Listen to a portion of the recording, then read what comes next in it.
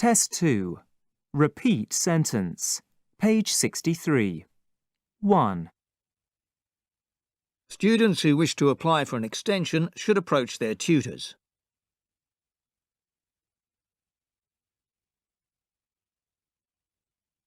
2. The research looked at neighbourhood cooperative schemes, such as community gardens.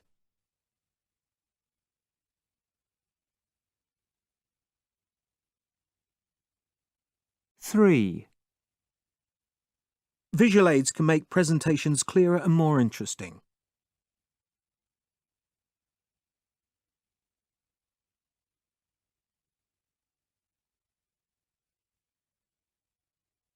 4. Economy of scale is the increase in efficiency that occurs when more goods are produced.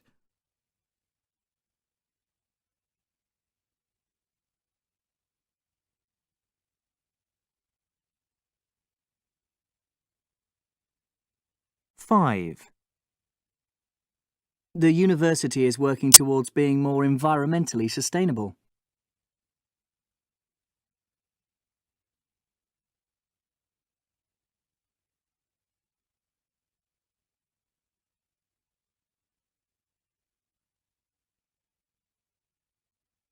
6. Unlike applied arts, fine arts do not serve a practical function.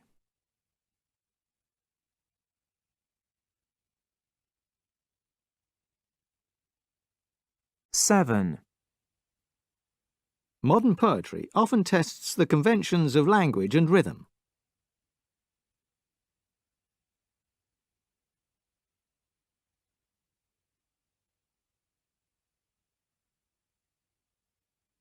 8. The law library is closed on Sundays and public holidays.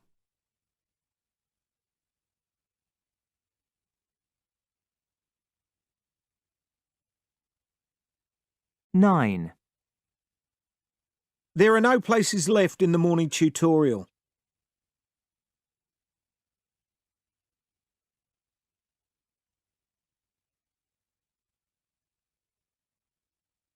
10. The conference is predicted to draw greater numbers than last year.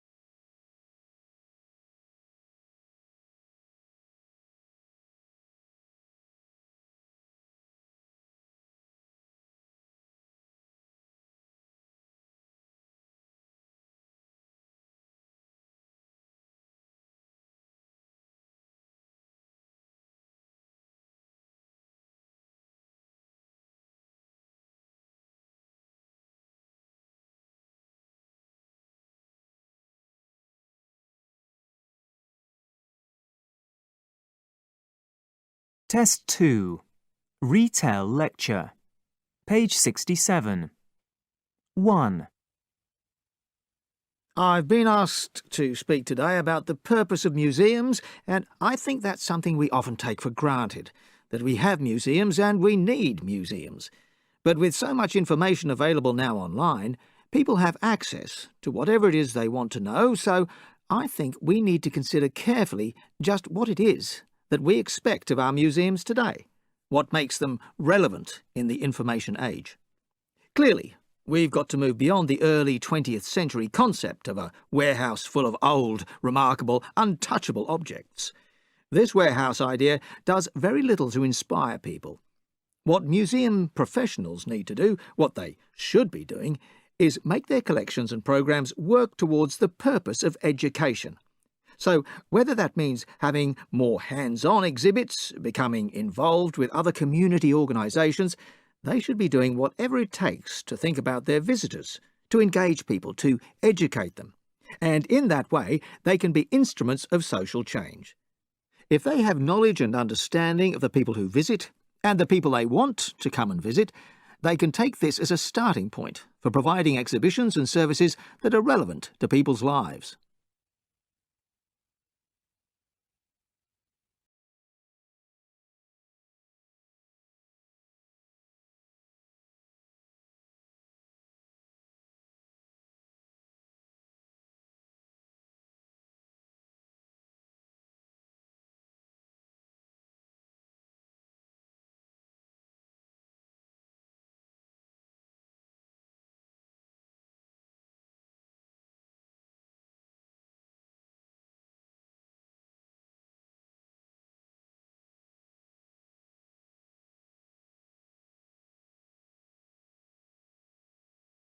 Two.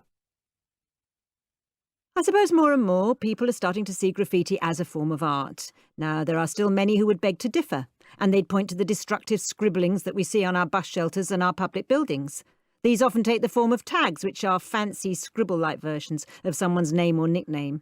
Tags generally have no aesthetic appeal, and they are the scourge of the high street shopkeeper in many a town. I can certainly see where the shopkeepers and property owners are coming from. But the fact is, graffiti has been around for a very long time indeed.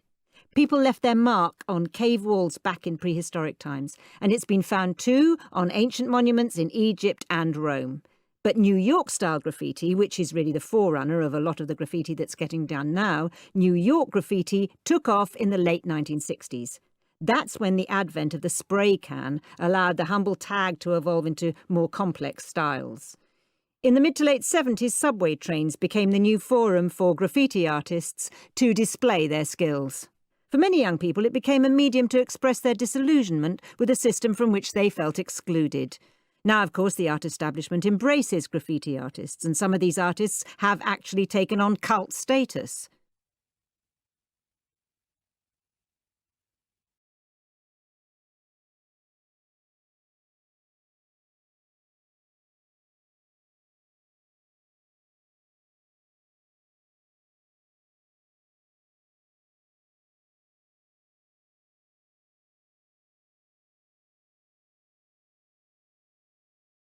Three.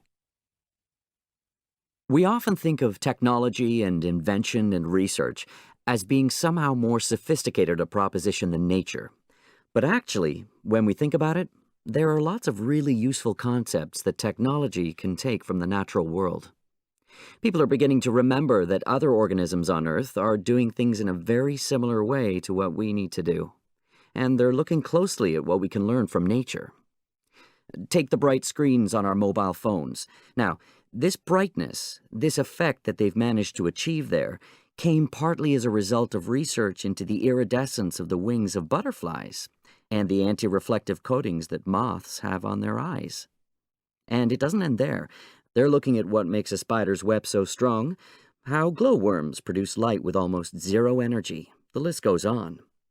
And this area of research is called biomimicry. That's bio, as in biology or life, and mimicry, copying or imitating.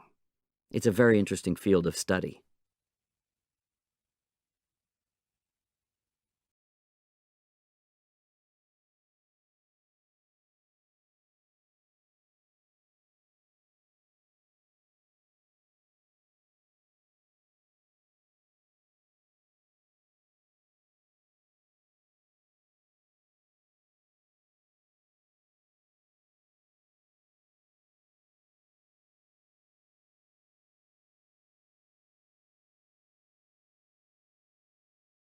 Test 2. Answer short question. Page 68. 1, What do we call the organs in our chest that we use to breathe?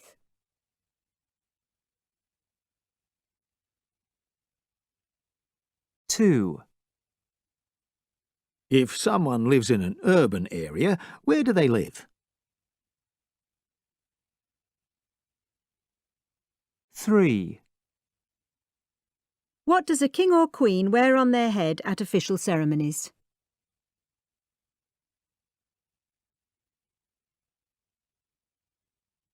4,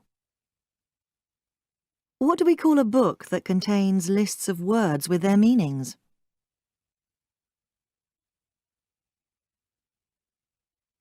5, What is the source of solar energy?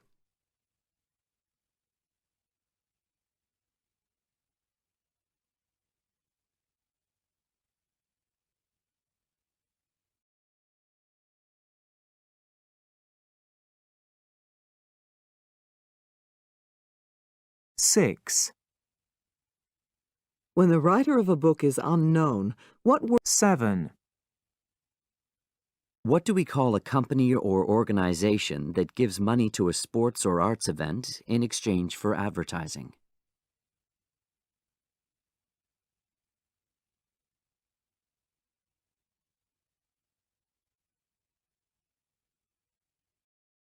8, What do we call the study of living things? 9, What are winter, spring, summer and autumn?